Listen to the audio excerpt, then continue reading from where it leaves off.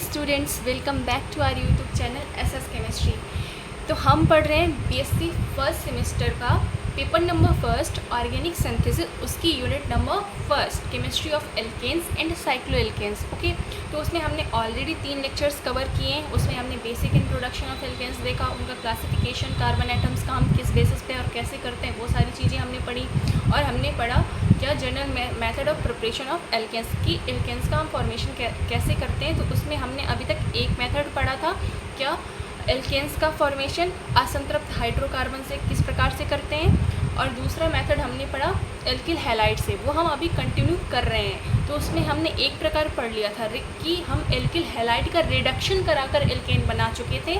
अब हम alkyl halide की रिएक्शन जो है सोडियम से और ड्राई ईथर की प्रेजेंस में कराने वाले हैं, जिसको हम स्पेसिफिक एक नेम रिएक्शन के नाम से जानते हैं। और बहुत ही फेमस रिएक्शन है आपकी वुड्स रिएक्शन।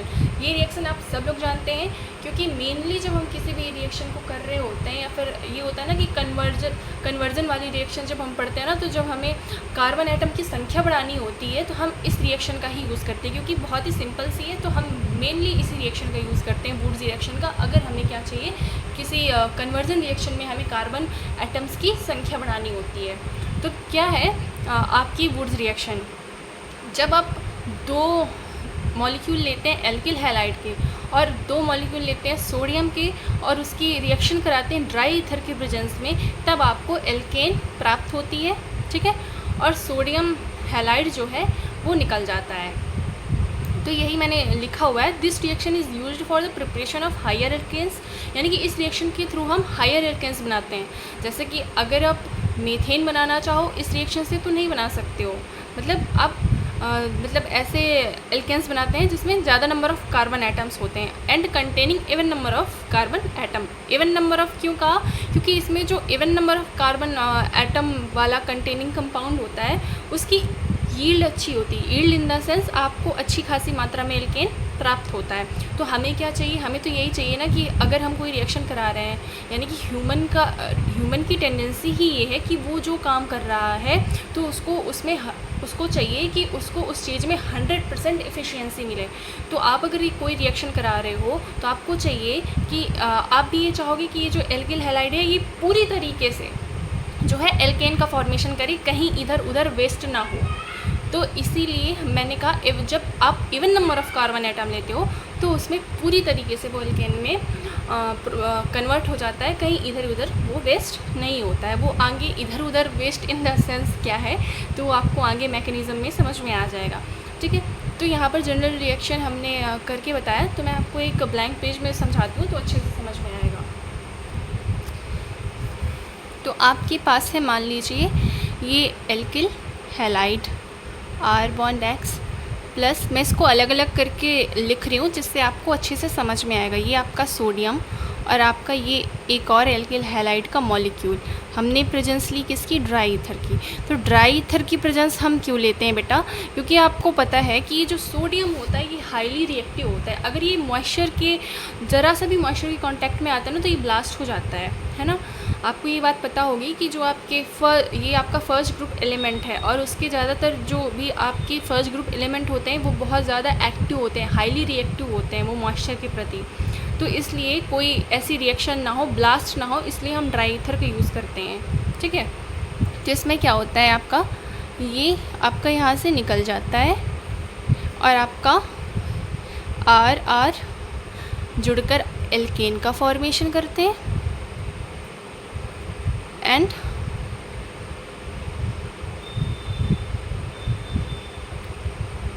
ये आपका निकलकर अलग हो जाता है। ठीक है, और मैंने पहले आपको ये चीज़ बताई कि इसमें हम हायर एल्केन्स का फॉर्मेशन करते हैं। तो वही मैंने यहाँ पर नोट पे लिखा हुआ है, हम इस प्रोसेस के थ्रू मीथेन का फॉर्मेशन नहीं कर सकते। हमें एटलीस्ट 2 कार्बन के एल्केन ही, इसमें सबसे छोटी एल्केन कह सकते हैं हम, जिससे हम बना सकते हैं वो 2 कार्बन की एल्केन है। इससे छोटी एल्केन हम नहीं बना सकते, यानी कि हम मीथेन का फॉर्मेशन इस प्रोसेस के थ्रू नहीं कर सकते। तो वही मैंने इसे मेथिल क्लोराइड का एग्जांपल लिख के बताया हुआ है यहाँ पर। जैसे मैंने यहाँ इसे किया वैसे ही यहाँ से ये सोडियम क्लोराइड निकल जाएगा और ये CH3 जुड़कर यहाँ पर एथेन का फॉर्मेशन करेंगे। अब यहाँ पर आपकी जब आप BSc में हो तो मैकेनिज़्म बहुत इंपॉर्टेंट होती है, ठीक है। और ये वुड्स रिएक्शन आपकी 3 नंबर 2 नंबर में पूछ, जैसे 3 नंबर 2 नंबर क्यों कह रही हूँ, जैसे लॉन्ग आंसर होते हैं ना आपके, उसमें लॉन्ग आंसर में पॉइंट वाइज आपको पूछा जाता है। जैसे 4-5 रिएक्शन आपसे नेम रिएक्शन पूछ ली, number first Wurtz reaction, Frankland reaction, Reimer Tiemann reaction, इस प्रकार से पूछ ली उसमें। तो आपको मतलब अगर पूरे नंबर चाहिए, आप BSc कर रहे हो, आपको मैकेनिज़्म करना ही होगा। मैकेनिज़्म आपकी बहुत इंपॉर्टेंट होती है और ज़रूरी भी है, क्योंकि वहाँ से हमें समझ में आता है कि ये रिएक्शन कैसे प्रोसीड हो रही है। तो जो आपकी वुड्स रिएक्शन है वो 2 मैकेनिज़्म से हो सकती है। एक फ्री रेडिकल मैकेनिज़्म के थ्रू हो सकती है, एक है आपके पास आयनिक मैकेनिज़्म, ठीक है। फ्री रेडिकल मैकेनिज़्म से कैसे होती है, चलिए देखते हैं। हमने क्या लिया था, सोडियम।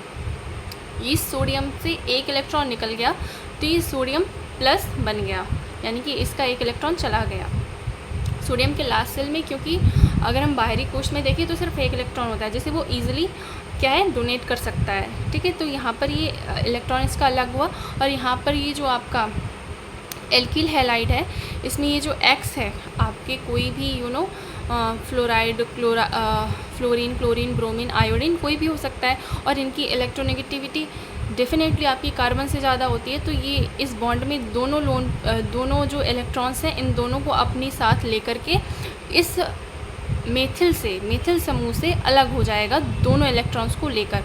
तो जिससे ये क्या बन जाएगा, एक रेडिकल बन जाएगा, ठीक। रेडिकल नहीं बन जाएगा, सॉरी, वो मैंने क्या कहा, हाँ, ये अपने दोनों इलेक्ट्रॉन्स को लेकर इससे अलग हो जाएगा। जब ये इससे अलग हुआ तो इसके पास क्या हुआ, इलेक्ट्रॉन की कमी हुई, यानी कि इसकी बाहरी कोश जो हुई वो खाली है। अब ये इलेक्ट्रॉन इससे ले लेगा, सिर्फ एक सिंगल इलेक्ट्रॉन है, और सिंगल इलेक्ट्रॉन को हम रेडिकल कहते हैं, यानी कि यहाँ पर क्या हुआ, रेडिकल का फॉर्मेशन हो गया, ठीक है।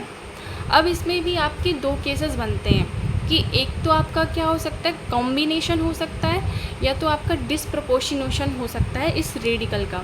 कॉम्बिनेशन हम ज़्यादातर प्रेफर करते हैं कि कॉम्बिनेशन हो, क्योंकि जब कॉम्बिनेशन होता है ना तो आपको अच्छी मात्रा में एल्केन प्राप्त होती है, तो हम कॉम्बिनेशन ही कराते हैं। बट एक मतलब फैक्ट ये भी है कि अगर डिसप्रपोर्शनेशन हुआ तो आपका एल्कीन भी बनेगा, तो जिससे हमें एल्केन अच्छी मात्रा में नहीं मिलेगा। तो उसके लिए कॉम्बिनेशन हो, इसके लिए कंडीशन है कि टेम्परेचर कम होना चाहिए रिएक्शन का। हम बहुत ज़्यादा टेम्परेचर नहीं लेते हैं वुड्स रिएक्शन में, क्योंकि हमें चाहिए कि आपने जो ये मॉलिक्यूल्स लिए हैं, रिएक्टेंट मॉलिक्यूल्स लिए हैं, वो 100% अगर हमें चाहिए कि प्रोडक्ट में कन्वर्ट हो, तो इसलिए हमें टेम्परेचर को कांस्टेंट, मतलब एक लो टेम्परेचर में बैलेंस करना होता है इस रिएक्शन को। तो ये जो आपके दोनों रेडिकल बने थे, ये दोनों रेडिकल आपस में मिलकर एथेन का फॉर्मेशन कर लेते हैं जब कॉम्बिनेशन होता है, ठीक है। अगर डिसप्रपोर्शनेशन हुआ तो क्या होगा, कब होगी ये डिसप्रपोर्शनेशन, जब टेम्परेचर ज़्यादा होगा। तो यहाँ से ये रिएक्शन ऐसे होती है कि ये आपका एक इस रिएक्शन में, क्योंकि मेथेन का तो इसके थ्रू फॉर्मेशन होता ही नहीं है, और यहाँ पर आपकी एल्कीन बनने के लिए आपके पास कोई दूसरा कार्बन एटम नहीं है। यहाँ पर सिर्फ आपके पास 2 कार्बन एटम है, जिससे आपका एल्केन बनेगा। यानी कि अगर आपको एथेन बनाना है तो वो पूरी तरीके से 100% आपको एथेन ही मिलेगा, इसमें एल्कीन का फॉर्मेशन नहीं होगा। बट वहीं अगर हम एथिल को एल्किल लें, मतलब एथिल रेडिकल लें,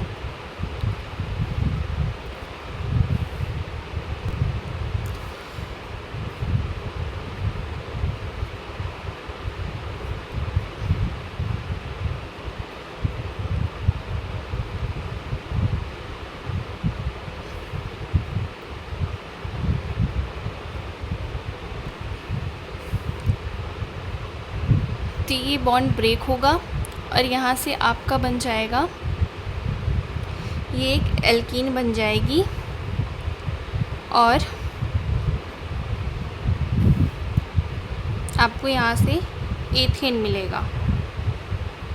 अगर हम पर जब हम असमानुपातन रिएक्शन कराते हैं तब हमें मेथेन मिलती, और मैंने पहले ही आपको कहा कि इस रिएक्शन के थ्रू हम मेथेन का प्रिपरेशन नहीं करा सकते। तो इस रिएक्शन में आपको असमानुपातन अभिक्रिया देखने को नहीं मिलेगी।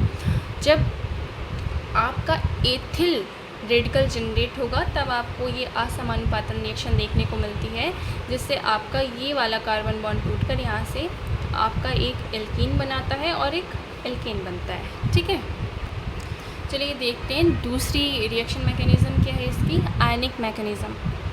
इसमें जो रिएक्शन होती है वो आयंस के थ्रू होती है, इसलिए हम इसे आयनिक मैकेनिज़्म कहते हैं। ये हमने इसमें 2 मॉलिक्यूल ऑफ सोडियम एटम लिया था, तो इसमें भी वही हुआ, सोडियम के दोनों सोडियम मॉलिक्यूल से एक एक इलेक्ट्रॉन निकल गए।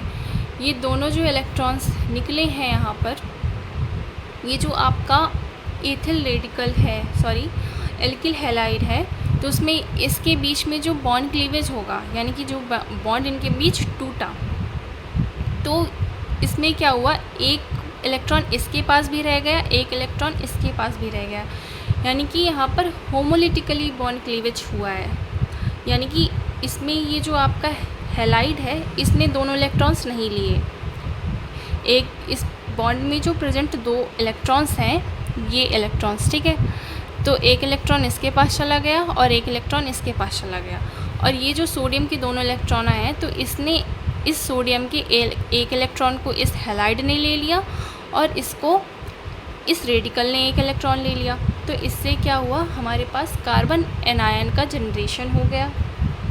ठीक है, अब ये कार्बन एनायन हमारे पास एक मॉलिक्यूल का, हमने यहाँ पर सिर्फ एक एल्किल हैलाइड मॉलिक्यूल का यूज़ किया, अभी दूसरा हमारे पास एल्किल हैलाइड मॉलिक्यूल है। इसमें क्या हुआ कि ये जो आपका X है, यानी कि हैलोजन है कोई आपका, वो दोनों इलेक्ट्रॉन्स लेकर इससे अलग हो गया और इसने अपने इलेक्ट्रॉन्स इसको दे करके, इसके साथ, इस कार्बन को दे करके इसके साथ बॉन्ड बना लिया, और इसने क्या किया, अपने दोनों, इस कार्बन ने अपने इलेक्ट्रॉन्स को इस कार्बन के साथ शेयर करके इसके साथ बॉन्ड बना लिया और यहाँ पर एल्केन का फॉर्मेशन किया। कौन से एल्केन, ब्यूटेन का। ठीक है, समझ में आया? अगर कोई भी डाउट है तो आप डेफिनेटली कमेंट में बताइए, मैं आपको ज़रूर बताऊंगी। अब हम पढ़ते हैं टाइप ऑफ वुड्स रिएक्शन। ये आपका एक एक्स्ट्रा टॉपिक है, अगर आप चाहो तो पढ़ो या आप स्किप भी कर सकते हो। इम्पॉर्टेंट है ये, किसी अगर हम कॉम्पिटिटिव एग्ज़ाम के पर्पस से देखें तो इम्पॉर्टेंट है, अदरवाइज़ आप कॉलेज एग्ज़ाम के पर्पस से अगर देख रहे हो तो आप इसको स्किप कर सकते हो। ठीक है, और मतलब चीज़ें अगर आपको मिल रही हैं तो उसे पढ़िए, समझिए, क्योंकि एक्स्ट्रा नॉलेज भी ज़रूरी है। हाँ, अगर आपका थियोरेटिकल एग्ज़ाम है तो आपके लिए अभी तक मैंने जितना बताया उतना इनफ है, बट अगर कई यूनिवर्सिटीज़ में MCQ बेस्ड एग्ज़ाम्स भी होते हैं तो उसमें MCQ बेस्ड एग्ज़ाम में यहाँ से क्वेश्चंस आ सकते हैं। ठीक है, तो आपका मन हो अगर तो आप देख सकते हैं इसको। तो हमारे पास 2 प्रकार की वुड्स रिएक्शन होती है, एक इंटरमॉलिक्यूलर और एक इंट्रामॉलिक्यूलर। इंटरमॉलिक्यूलर क्या है, जिसमें 2 मॉलिक्यूल्स अलग अलग पार्टिसिपेट करते हैं, उनकी 2 अलग अलग मॉलिक्यूल्स के बीच में जब रिएक्शन होती है तब उसको इंटरमॉलिक्यूलर रिएक्शन कहते हैं। और जब एक ही मॉलिक्यूल के बीच में रिएक्शन होती है, एक मॉलिक्यूल में ही रिएक्शन होती है, तो उसे हम इंट्रामॉलिक्यूलर रिएक्शन कहते हैं। तो आपके ये जो इंटरमॉलिक्यूलर रिएक्शन है, इसमें भी 2 प्रकार की हैं। सिंपल हैलाइड, जब क्या हो, आपके एल्किल हैलाइड दोनों सेम हो, जो आपने दोनों एल्किल हैलाइड्स लिए हैं वो दोनों सेम हो, तो उसे हम क्या कहते हैं, सिंपल हैलाइड के थ्रू इंटरमॉलिक्यूलर रिएक्शन। यहाँ पर ये जो हमने एल्किल हैलाइड लिया, ये दोनों सेम है, यहाँ पर जो आपका एल्केन बना वो आपका even number of carbon atom बनेगा। ठीक है, और दूसरा है आपका mixed halide, when both alkyl halide are different, जब आपके दोनों ये एल्किल हैलाइड अलग होंगे तब जो आपका प्रोडक्ट बनेगा वो 3 प्रकार से बन सकता है, या तो ये R1 R2 बन जाए, या इसके ही दोनों मॉलिक्यूल आपस में कंबाइन कर लें, या तो इसके ही दोनों मॉलिक्यूल आपस में कंबाइन कर लें, तो ये अच्छी यील्ड नहीं देता है। ठीक है, आपका इंटरमॉलिक्यूलर रिएक्शन ही, इंटरमॉलिक्यूलर रिएक्शन में जो आपका सिंपल हैलाइड है, यानी कि जब दोनों एल्किल हैलाइड सेम हो तो उसमें यील्ड अच्छी प्राप्त होती है हमें as compare to this. Next है हमारे पास इंट्रामॉलिक्यूलर रिएक्शन। तो इसमें हम 2 प्रकार से इसमें भी देखेंगे, एक 1,2 डाई हैलाइड, इसे हम विशनल डाई हैलाइड भी कहते हैं। ठीक है। जब इसमें सोडियम एंड ड्राई ईथर की प्रेजेंस में हम रिएक्शन कराते हैं तो हमें एल्कीन एज अ प्रोडक्ट मिलता है। और जब 1,3 डाईहैलाइड या फिर 1,4 या फिर 1,5 1,6 डाईहैलाइड लेते हैं तो यहाँ पर एक साइक्लिक कंपाउंड मिलता है। एग्जाम्पल के लिए ये मैंने लिया है, ये आपका एल्किल हैलाइड है और यहाँ से ये दोनों आपके हैलाइड्स अलग हुए और इसने आपस में मिलकर साइकिल फॉर्म कर ली, 6 मेंबर साइकिल फॉर्म कर ली।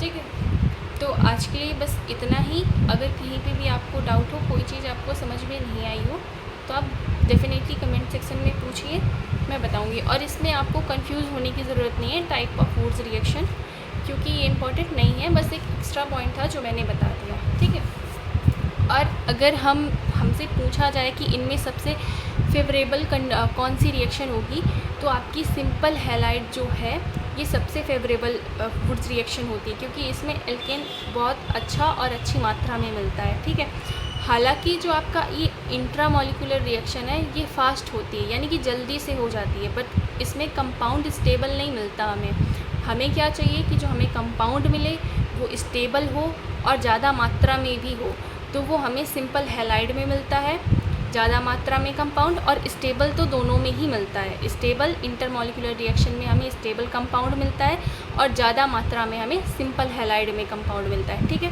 Thank you for watching.